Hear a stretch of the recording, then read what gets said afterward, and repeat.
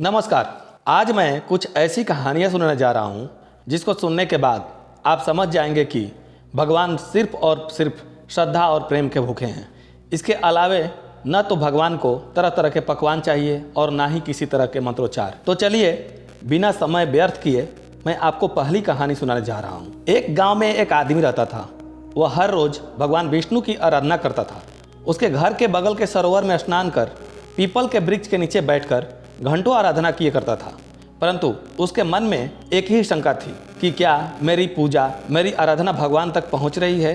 वैसे तो यह शंका हर साधक के मन में होनी चाहिए। वह भी हर पल यही सोचते रहता था कि क्या भगवान मेरी आवाज़ सुन रहे हैं, क्या वे मुझे दर्शन देंगे। ऐसे ही सोचते हुए वह निरंतर साधना किए जा रहा था। तभी एक दिन उसी रास्ते से नारद भगवान गुजरे।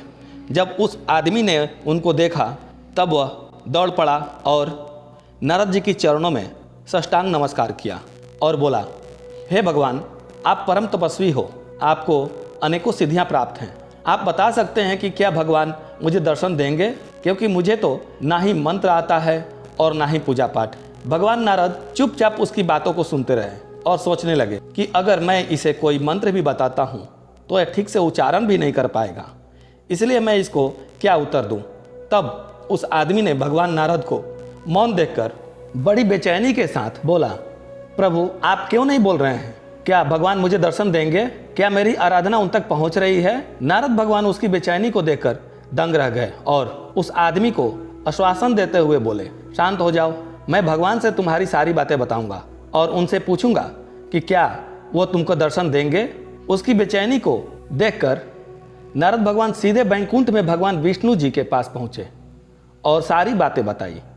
नारद जी की बातों को सुनकर भगवान विष्णु मुस्कुराए और बोले, हे नारद, उस आदमी को जाकर आप बोल दीजिए कि जिस तरह से वो मेरी आराधना कर रहा है, अगर ऐसे ही करता रहा तो जिस पीपल के पेड़ के नीचे वह बैठकर मेरी आराधना कर रहा है, उस पेड़ पर जितने पत्ते हैं उतने ही वर्षों तक मेरी साधना करते रहा तो मैं उसको दर्शन अवश्य दूंगा। भगवान की ऐसी बातें सुनकर नारद बड़े दुखी हुए और दुखी मन से ही यह सोचते हुए वहाँ से चल पड़े कि उस पेड़ के पत्तों के बराबर वर्षों तक तो वह जीवित भी नहीं रहेगा। नारद जी उस आदमी के पास गए और भगवान द्वारा बताई गई बातों को बड़े भारी मन से बताए। नारद जी की बातों को सुनकर वह आदमी बहुत प्रसन्न हुआ, क्योंकि उसको यह ज्ञात हो गया कि भगवान तक उसकी आराधना पहुंच रही है और भगवान उसे देख रहे हैं। इसी से वह इतना प्रसन्न हुआ कि बेसुध होकर नाचने लगा। कुछ देर तक तो नारद जी स्तब्ध होकर उसे देखते रहे और फिर वे भी उसके साथ नाचने लगे। दोनों ही ऐसे ही बेसुध होकर बहुत देर तक नाचे। नाचने के क्रम में ही उन दोनों की नज़र एक तीसरे आदमी पर पड़ी जो कि उनके साथ ही नाच रहा था। जब उन दोनों ने उस तीसरे आदमी को देखा तो वो नाचना बंद कर दिए और स्तब्ध हो गए, क्योंकि वह तीसरा और कोई नहीं बल्कि स्वयं भगवान विष्णु थे। दोनों लोगों ने भगवान को साष्टांग नमस्कार किए और नारद जी ने भगवान जी से कहा, हे प्रभु, आपने तो कहा था कि आप इस आदमी को उस समय दर्शन देंगे जब यह इस पेड़ के पत्तों के बराबर वर्षों तक तपस्या कर लेगा, परंतु आपने तो आज ही दर्शन दे दिए। तब भगवान ने नारद जी को समझाते हुए कहा कि मैंने यह कहा था कि जिस तरह से यह मेरी साधना कर रहा है, अगर उसी तरह से करता रहा तो, परंतु अभी इसमें प्रेम चरम पर था। यह सिर्फ और सिर्फ मुझे ध्यान करके ही नाचता रहा। इसी कारण से मुझे विवश होकर इसको दर्शन देना ही पड़ा। इस कहानी से हमें यही शिक्षा मिलती है कि भगवान सिर्फ और सिर्फ प्रेम के भूखे हैं।